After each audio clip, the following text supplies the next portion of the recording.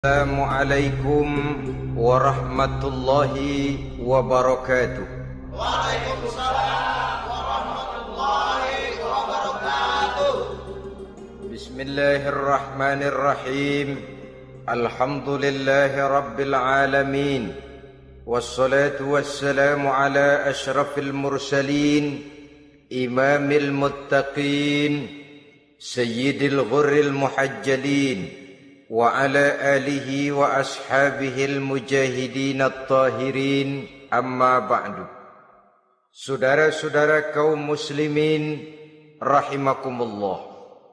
Satu hari ketika seorang ulama besar bernama Al-Imam Al-Faqih Abu Lais tengah berjalan-jalan di dekat kota Basrah, berkelumpulah sekelompok orang di dekat beliau. Mereka datang mengajukan satu pertanyaan. Imam, kami ingin bertanya. Di dalam Al-Quran itu Allah Subhanahu wa ta'ala menjelaskan, Ud'uni astajib lakum. Berdoalah kepadaku, aku akan jawab doamu. Mintalah kepadaku, aku kabulkan permintaanmu. Itu dan begitu janji Allah di dalam Al-Quran. Kami, kata orang-orang tadi, sudah lama berdoa kepada Allah. Tapi kenapa sampai sekarang doa kami ini belum dikabulkan? Katanya, Ud'uni astajib lakum.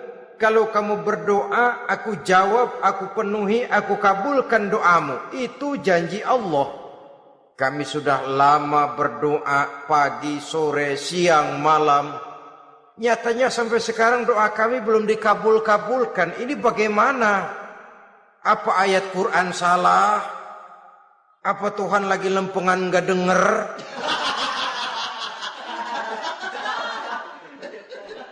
Apa doa kami yang terbalik?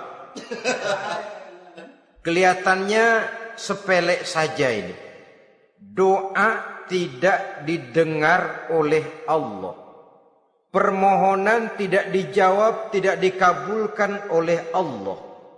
Tapi sebenarnya kalau kita mau merenung, kemalangan apa yang paling besar dalam kehidupan ini? Selain daripada kalau permohonan dan doa kita sudah tidak dihiraukan oleh Allah. Artinya hidup sudah tidak diopeni oleh Allah. Jangankan Allah, saudara-saudara, kita nggak diopeni sama mertua saja bingung. Ini mertua diem aja, kalau saya salah apa salahnya, kalau ada yang dikepengenin apa kepengenannya, boyak ngomong kenapa diem begitu. Ini tidak diopeni oleh Allah. Kemalangan apa yang lebih malang selain daripada kalau doa tidak didengar oleh Allah? Itu sudah kemalangan yang paling malang, lebih malang dari kota Malang saya kira.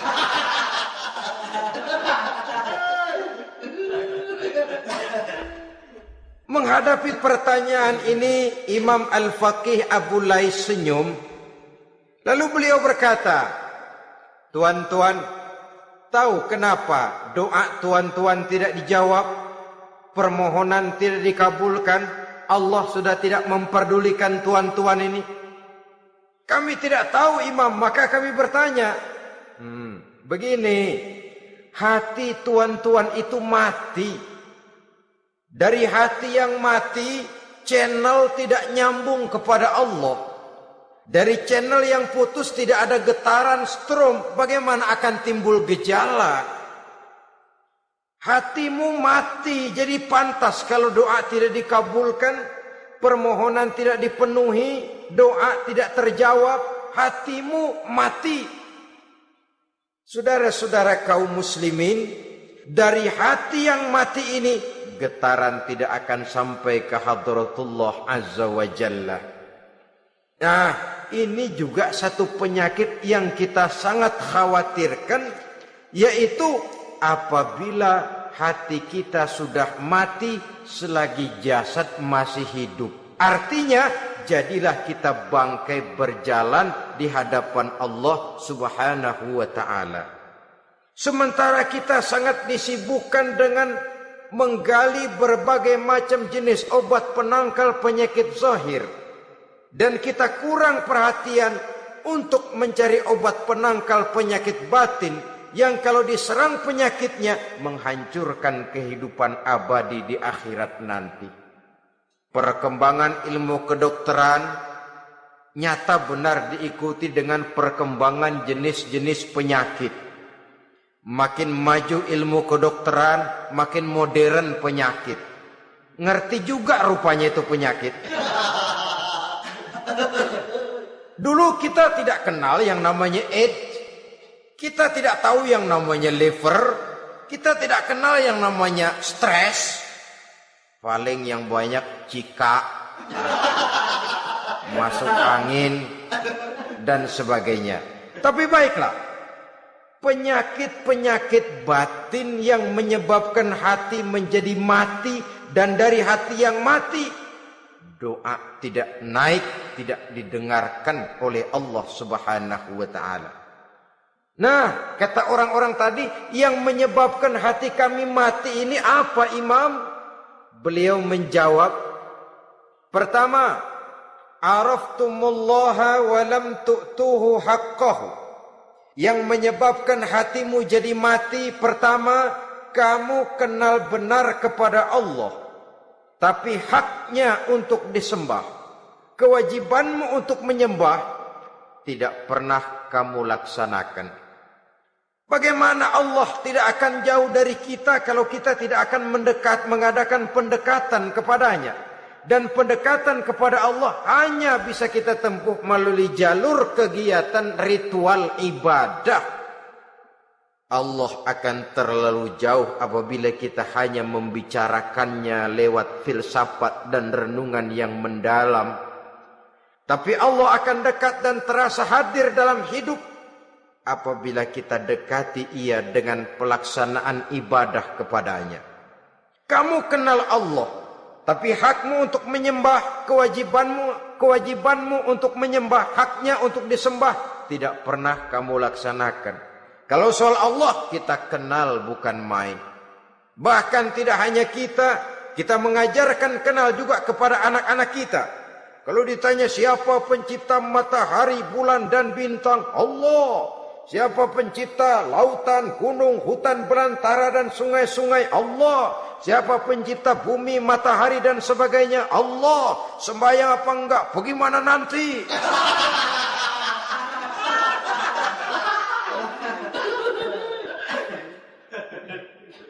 Tanpa pendekatan, Allah akan jauh. Apabila Allah jauh, maka doa tidak akan didengarkan olehnya. Oleh sebab itu, logika mengajarkan kepada kita, berpayahlah dulu, wa man ladzatu illa ba'da ta'ab, inna ma'al usri yusra. Di balik kesulitan menunggu kemudahan. Nikmat baru akan terasa, kelezatan hidup baru akan terasa setelah kita jerih payah banting tulang peras keringat. Rasanya memang lebih nikmat sepotong singkong hasil cucuran keringat sendiri ketimbang roti dijejelin orang. Ini berarti kita ingin mohon pertolongan kepada Allah, sementara dengan Allah sendiri kita jauh. Sama saja dalam kehidupan kita analoginya, saudara-saudara. Orang tidak kenal kepada saudara, tahu-tahu jauh dari saudara, tahu-tahu datang mau minjem duit. Apa kesan saudara? Enak aja, kenal enggak, dekat enggak, datang-datang mau minjem duit. Emang duit percetakan bapak lu?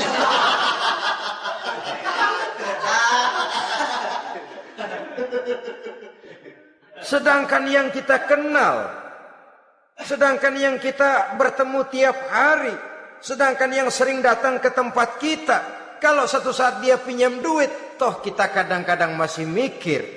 Apalagi datang nggak pernah, berkunjung nggak pernah, ngobrol nggak pernah. Apalagi Kenal juga nggak pernah. Datang-datang mau minta. Macam apa? Datang nemuin Tuhan setahun 2 kali. Idul Fitri, doa Idul Adha. Doa cerewet banget. Apa aja diminta. Saudara hadirin, bagaimana doa akan kabul, permohonan akan dijawab? Jikalau kita jauh dari Allah, kita kenal Allah, haknya untuk disembah, kewajibannya untuk menyembah, tidak pernah kita laksanakan. Itu yang menyebabkan hati kita lalu menjadi mati.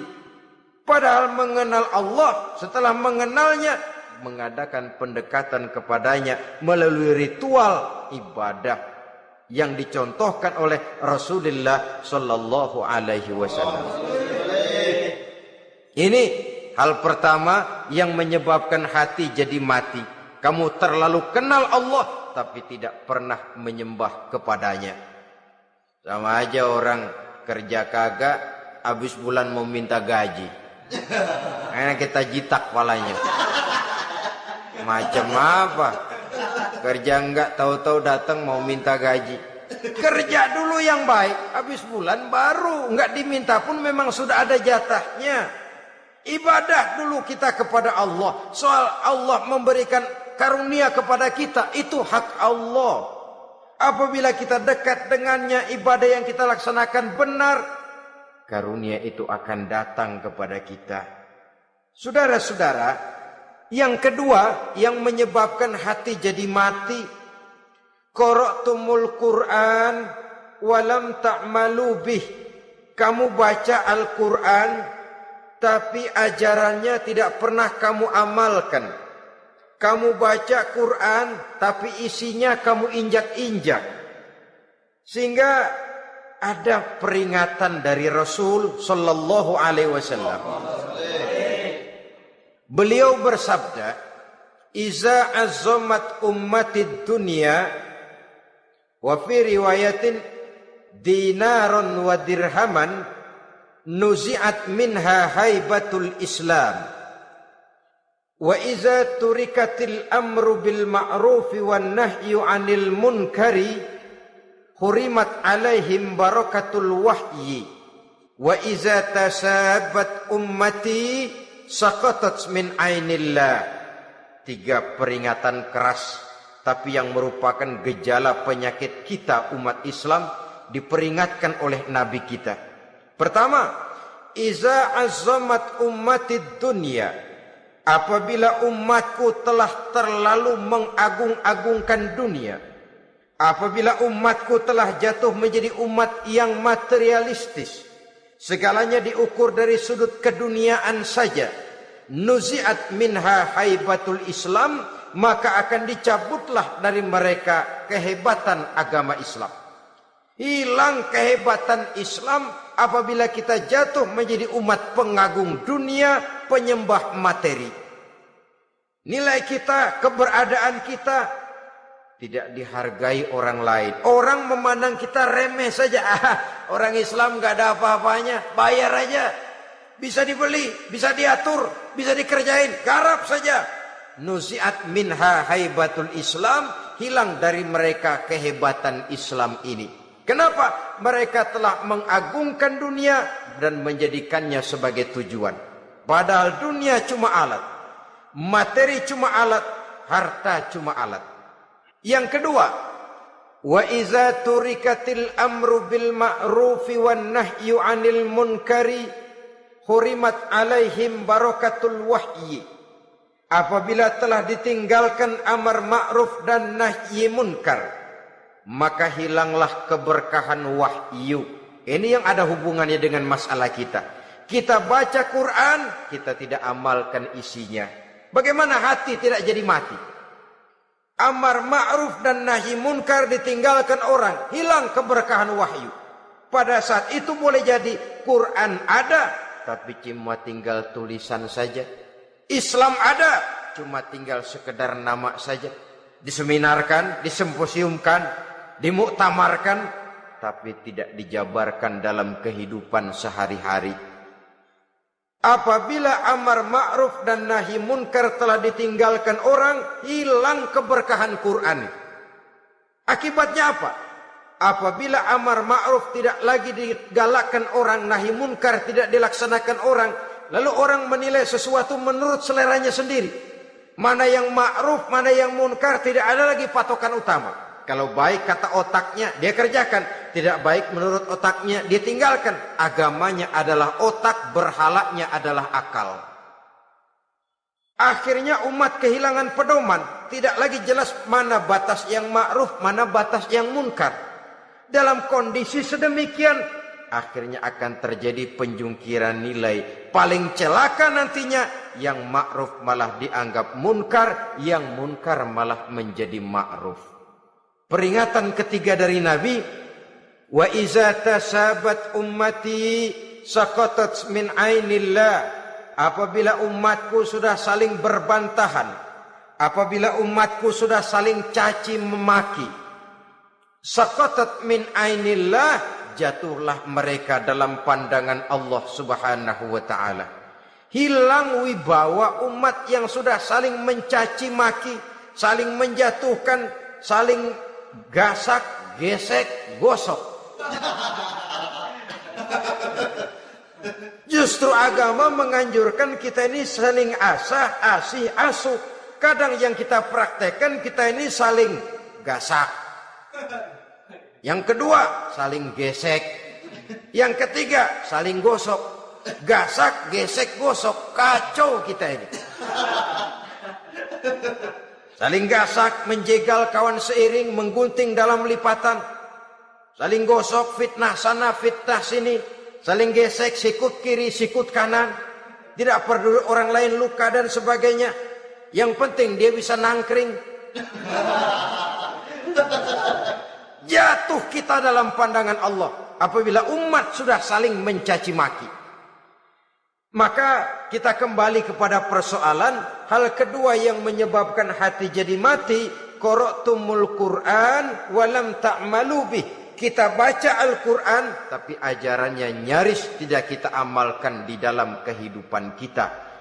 Akibatnya hati lalu jadi mati. Itu yang kedua.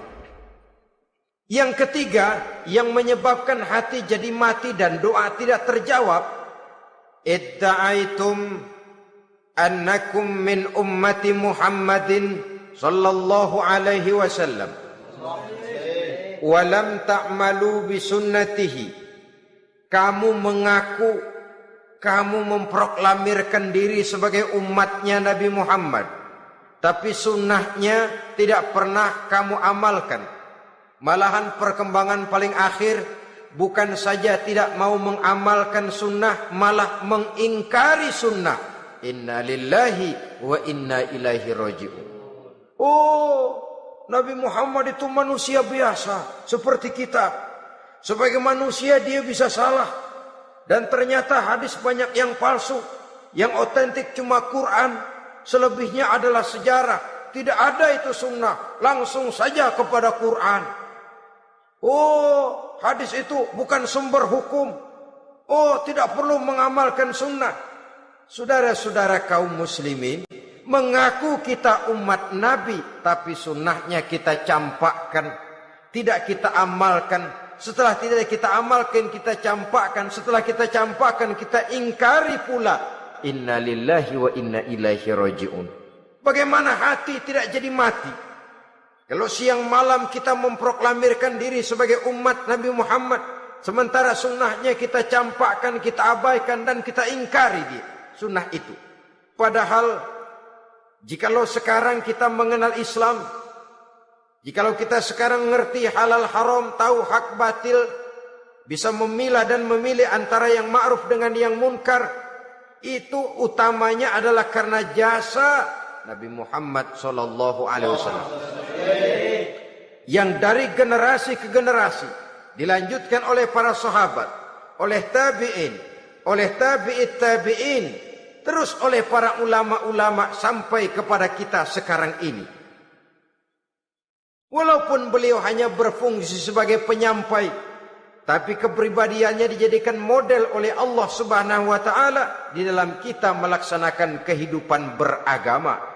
Bahwa beliau manusia seperti kita, memang dalam arti unsur biologisnya ya manusia, punya darah, punya daging, punya hati, punya perasaan, bisa sedih, bisa gembira. Tetapi beliau itu termasuk basyarun la kal basyar, manusia yang tidak seperti manusia pada umumnya, punya spesifik, dan itu wajar sebagai seorang rasul pilihan Allah, apalagi merupakan rasul pilihan dari sekian puluh pilihan. Bahwa jamrud itu batu memang, tapi nilainya kan berbeda dengan batu kolar. Satu truk batu kolar dengan barangkali segenggam batu jamrud, nilainya tentu jauh lebih mahal batu jamrud. Kalau soal batunya, sama batunya, tapi nilainya berbeda karena esensinya berbeda. Kita manusia, Nabi Muhammad juga manusia, sama manusianya memang, tapi kualitasnya, nilainya tentu jauh panggang daripada api. Itu sebabnya Allah menjadikan beliau sebagai model. Laqad kana lakum fi rasulillahi uswatun hasanah. Di dalam diri Rasul itu terdapat contoh teladan yang sangat baik bagi kita.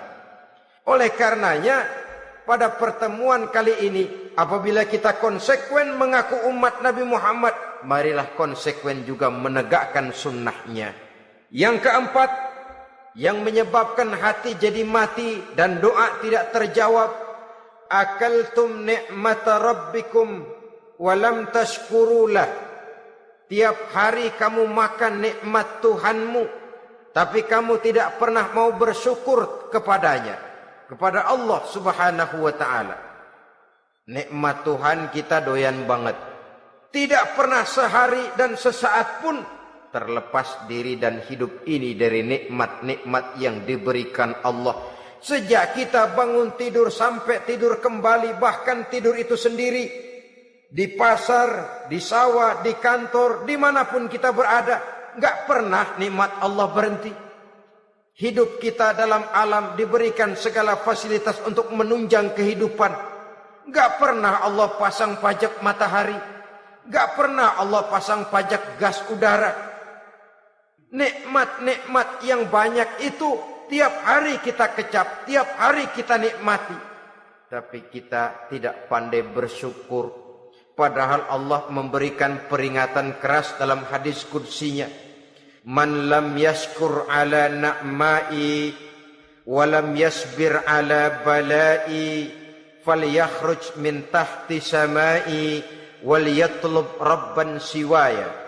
Siapa yang tidak mau bersyukur terhadap nikmat yang aku berikan kepadanya dan tidak mau bersabar terhadap ujian yang aku berikan kepadanya, silahkan keluar saja dari kolong langit ini dan cari Tuhan selain aku. Diusir oleh Allah. Kalau orang tidak mau bersyukur terhadap nikmat yang aku berikan dan tidak mau bersabar terhadap ujian yang aku timpakan, keluar dari kolong langitku, keluar, cari Tuhan selain aku. Diusir. Lah yang ngusir Allah. Anak sekarang bilang mau ke Menong.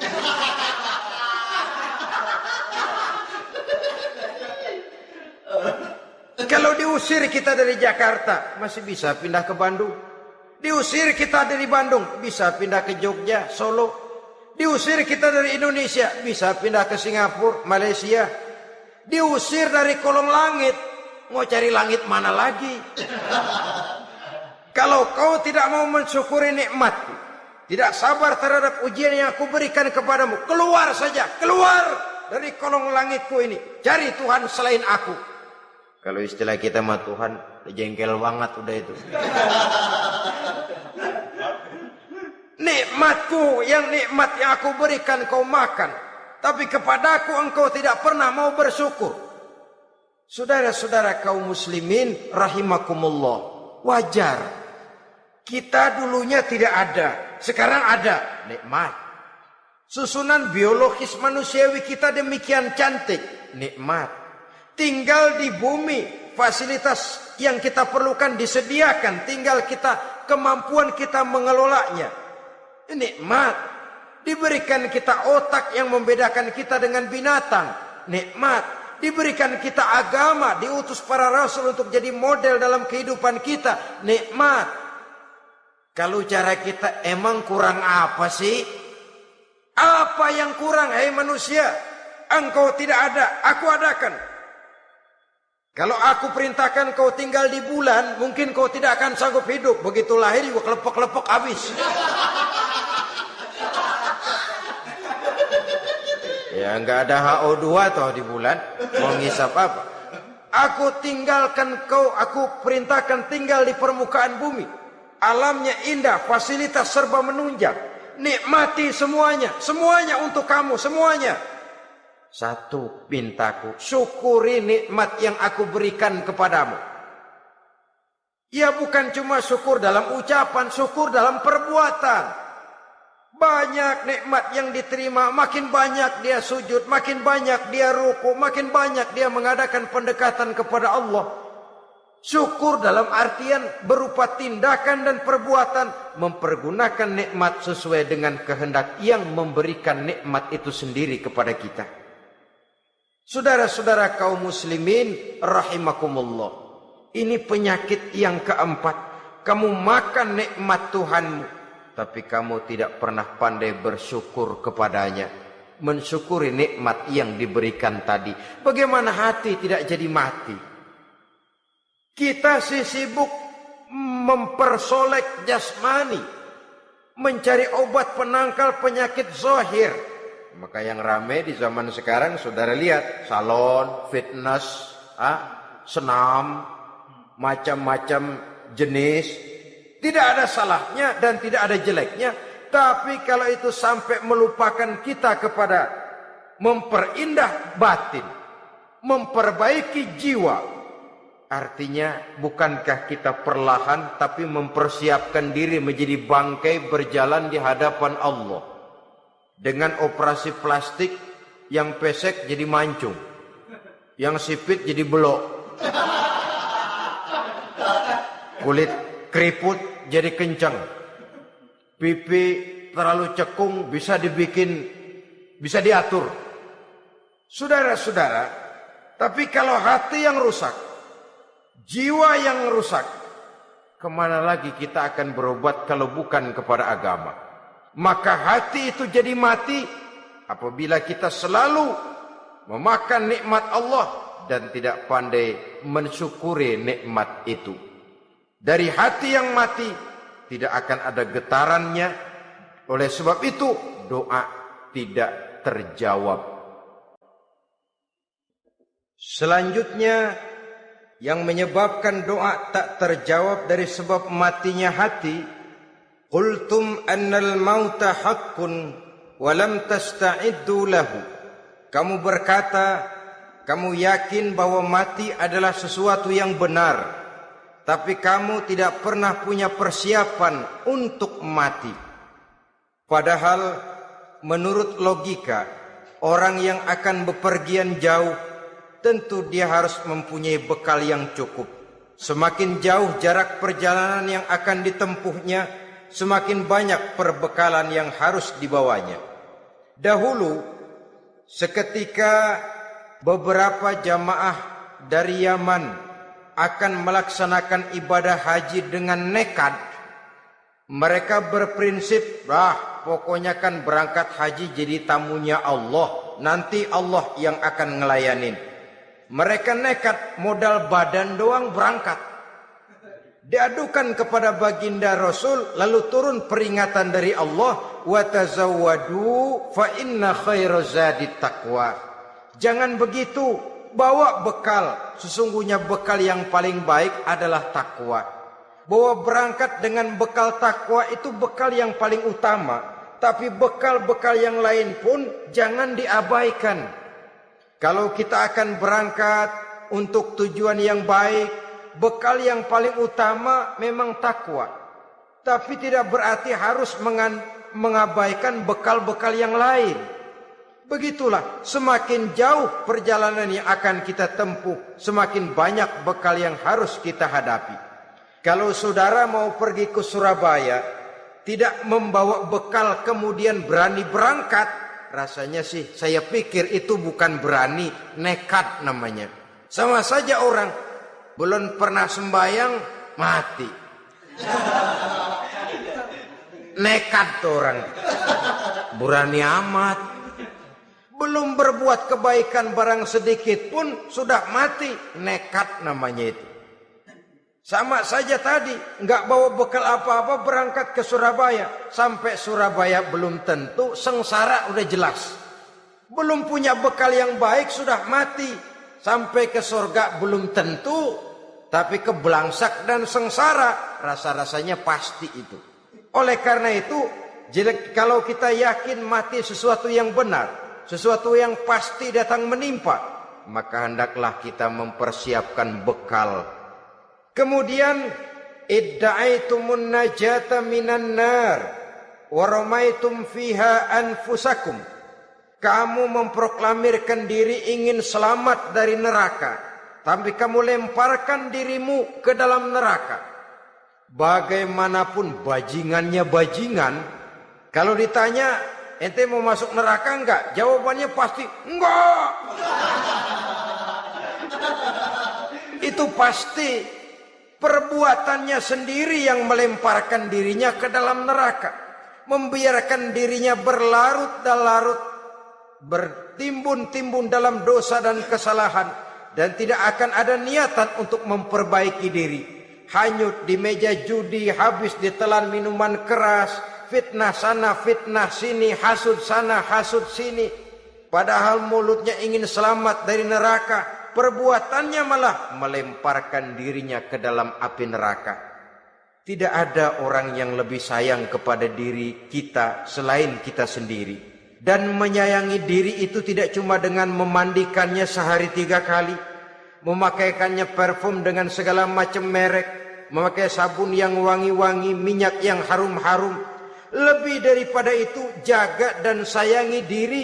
Jangan jatuhkan dia ke dalam perbuatan-perbuatan yang bisa menjerumuskan diri itu ke dalam neraka.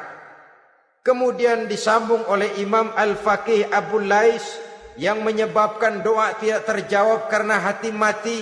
Idda'aitum dukhulal jannah walam ta'malu laha. Kamu ingin masuk surga, tapi kamu berat mengamalkan perbuatan yang bisa menyampaikan kamu ke surga. Semua kita kalau ditanya mau masuk surga, mau. Tapi jarang yang berlomba melakukan perbuatan-perbuatan yang bisa menyampaikan kita ke surga. Kemudian yang terakhir kata Imam Al-Faqih Abu Lais, dafantum mautakum walam ta'tabiru laha.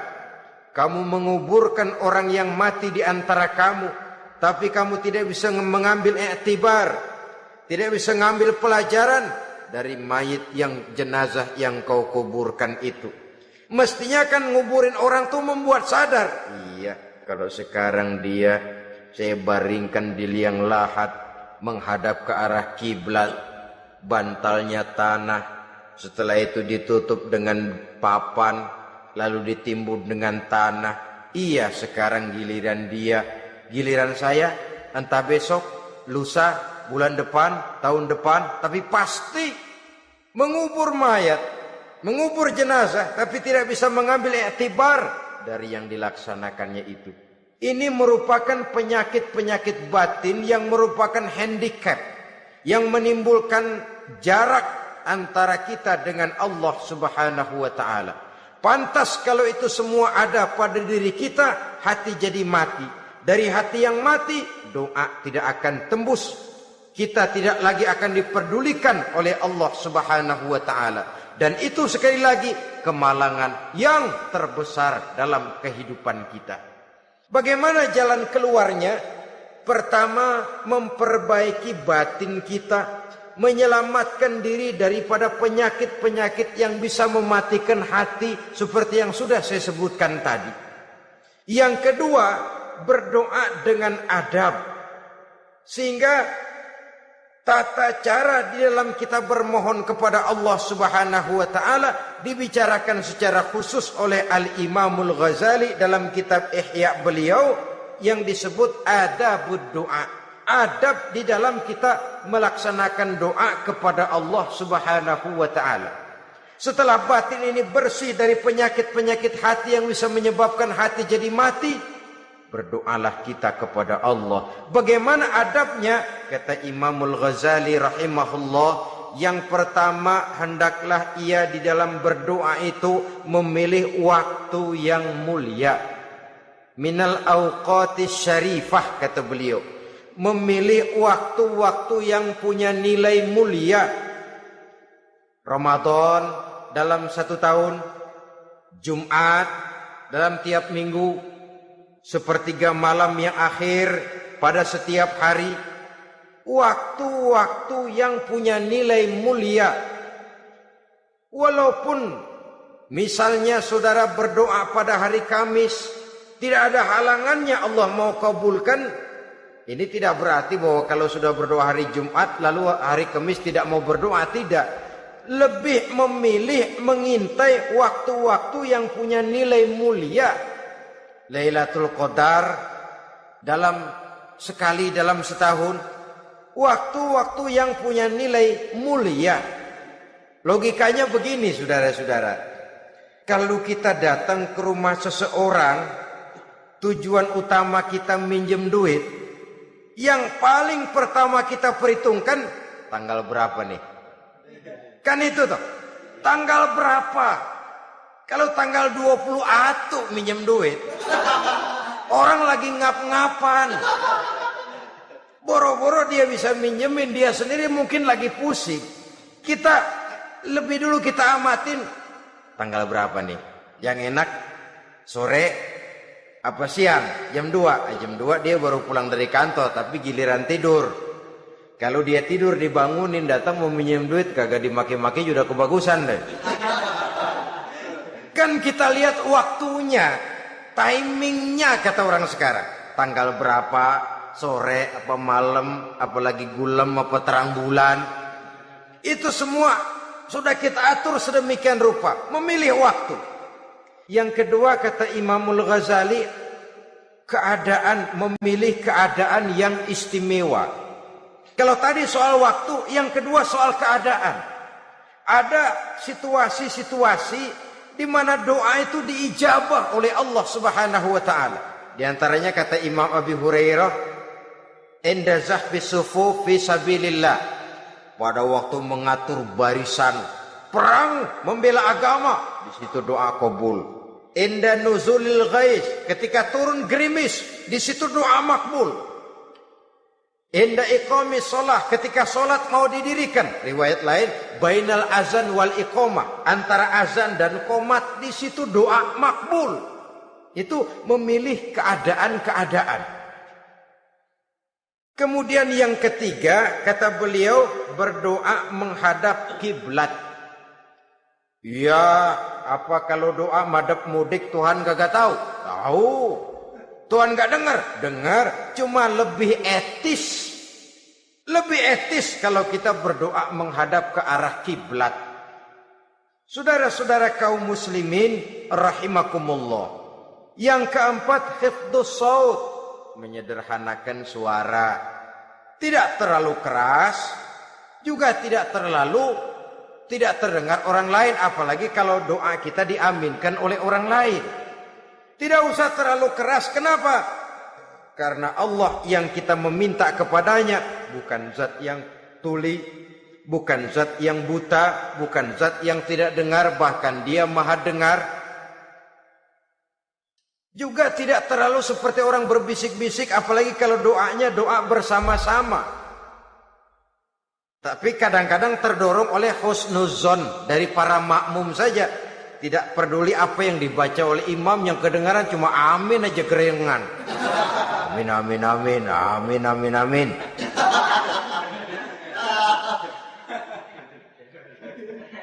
Juga tidak terlalu keras. Seperti orang berdoa, seperti orang pidato. Saudara-saudara kaum muslimin rahimakumullah. Yang kelima, alla yatakallafa saja' fid du'a. Dalam berdoa, kalau istilah kita, jangan nyelongcong. Suja' ini menunjukkan sikap berani kepada Allah. Misalnya ada orang berdoa, ya Allah ampunilah saya kalau engkau mau. Kalau Allah mau. Kasihanilah saya ya Allah kalau engkau mau. Itu doa orang songong. Atau sama saja, ya Allah berilah saya rezeki dikit aja. Emang kenapa pakai begitu? Allah yatakallafa saja' fid du'a. Yang keenam kata Imamul Ghazali, at-tadarru' wal khusyu'. Dengan tadarru' dan khusyuk, dengan sikap tawadu, benar-benar ya seperti kita lah kalau datang memang menghajatkan pertolongan dari seseorang, segala action kita atur supaya hajat kita itu kabul, kan begitu. Kadang-kadang istilah orang kalau perlu ngesor mah ngesor dah, yang penting permintaan dikabulkan, gitu saja. Kita lihat sekarang ini, ramai orang bicara soal film-film Parno. Kelihatannya pendatang-pendatang baru, pokoknya asal bisa main dah, bugil ya bugil dah. Yang penting nyohor, bisa tampil. Walaupun dalihnya semua sama, mula-mula cuma iseng. Adegan panas bagaimana? Kalau tuntutan skenario apa boleh buat? Apa boleh buat? Emang nggak bisa milih. Setelah film beredar baru saya juga jijik ngelihat, ya tadi kemana waktu bikin? Udah jadi baru jijik, bikinnya merem memang itu.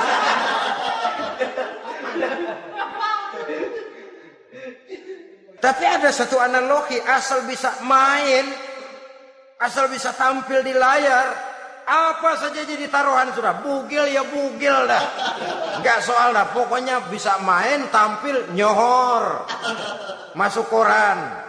Udah seperti kata-kata orang Arab, bul ala zamzam fatu'raf. Kalau pengen terkenal, kencingin sumur Zamzam. Artinya apa? Bikin yang aneh-aneh, yang orang nggak kerjain, ntar ngetop. Yang ngetop lempengan jeleknya. Sumur Zamzam dikencingin, kan nyohor itu. Sedunia orang kenal. Kenapa? Gila. Saudara-saudara kaum muslimin rahimakumullah, sangat kita sayangkan kalau lalu orang berlomba-lomba dengan cuma modal paha mulus, wajah cantik, dimauin apa saja mau, lalu bisa tampil. Akibatnya yang jadi korban adalah anak-anak kita. Disuguhi tontonan-tontonan yang meracuni jiwa mereka. Walaupun akibatnya barangkali ya lain, seperti band orkes dengan film memang akibatnya tidak langsung ya. Kalau band orkes akibatnya langsung, dia bisa berantem di tempat lokasi.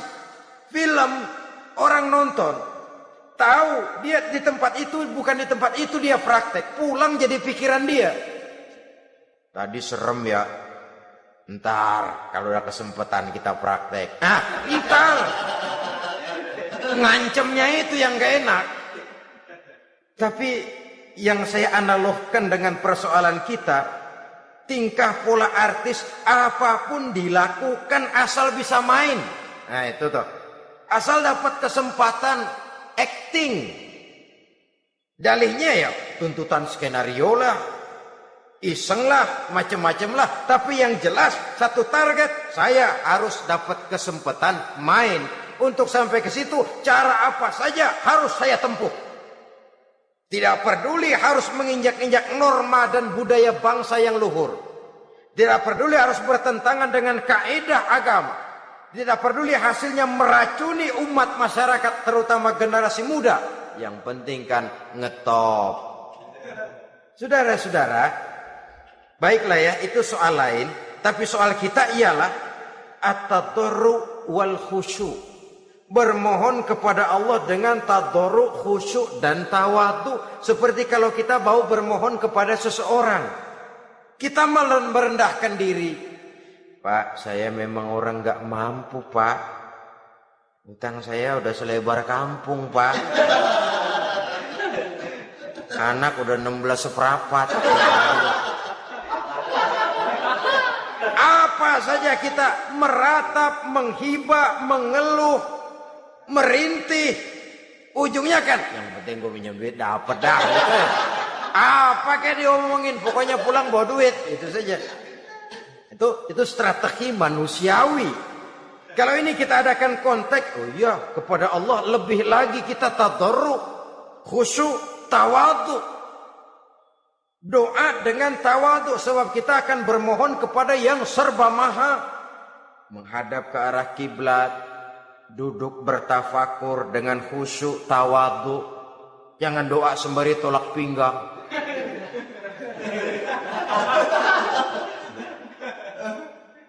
Yang ketujuh kata Imamul Ghazali, ayyujzimad du'a wa yuqina bil ijabah.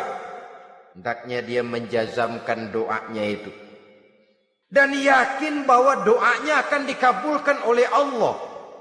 Sebab kata Nabi, innallaha la yaqbalu du'aan min qalbin ghafilin lahin.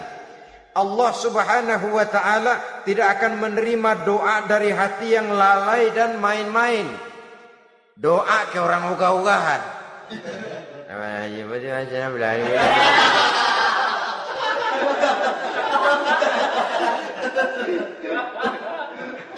Kali malaikat nyongok dong, lu minta apa lu?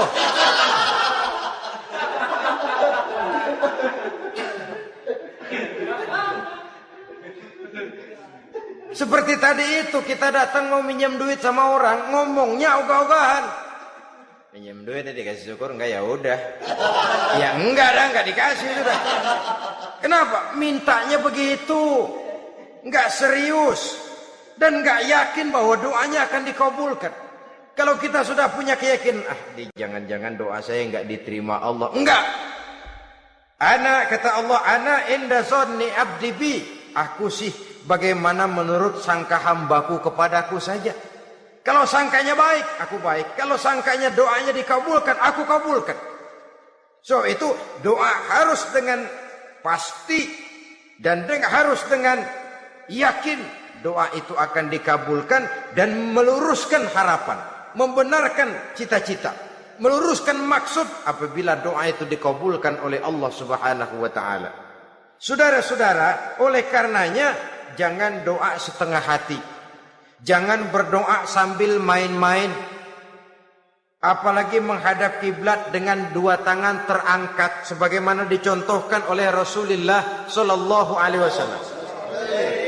Bahwa berdoa tanpa mengangkat kedua tangan pun Allah tahu. Allah dengar. Tapi kelihatannya kurang serius. Seolah-olah terserah ada Tuhan, mau dikasih ya kasih, enggak ya udah. Seolah-olah kita tidak serius dalam berdoa. Kemudian yang berikutnya kata Imamul Ghazali, ayyaftatahad du'a bi zikrillah fala yabda'u bi su'al. Hendaknya dia mulai berdoa itu dengan menyebut nama Allah, berzikir kepada Allah, fala yabda'u bi su'al, jangan langsung memulai dengan permintaan. Ini tata krama etisnya. Sama juga orang kirim surat, salam sejahtera kami haturkan, padahal mah nggak ada itu juga nggak apa-apa. Itu kan maksud mukaddimah saja. Besar harapan kami semoga Bapak dan keluarga di sini pun berada dalam keadaan sehat walafiat. Selanjutnya kami telah dengar dari berbagai teman tentang kedermawanan Bapak, tentang bantuan Bapak di berbagai bidang yang menyangkut sosial pendidikan. Sehubungan dengan itu maka kami bermaksud mengajukan permohonan. Baru masuk itu mah 15 kalimat kesonoin, urusan lain. Intinya sehubungan dengan itu kami bermaksud memohon kepada Bapak. Kita mulai, salam sejahtera kami haturkan, bersama ini pula kami, macam-macam lah. Sama juga seperti tadi itu, kita datang mau minjem duit, datang karena kita tahu datang habis bulan, malam terang bulan, udaranya sejuk, ngobrol lah kita, dapet teh, apa kabar Pak? Baik. Aduh Bapak sih, untung dah Pak, kaya pemurah lagi. Saya tahu Bapak banyak nyumbang di mana-mana, Diangon aja tuh orang diangon.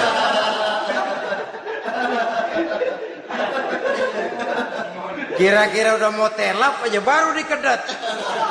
Ngomong-ngomong Pak, nah mulai nih kalau udah ngomong dah tuh mulai. Baru masuk. Jadi etisnya berdoa itu dimulai dengan zikrullah. Karena itu umumnya dimulai dengan Alhamdulillahi Rabbil Alamin. Kita puji dulu Allah.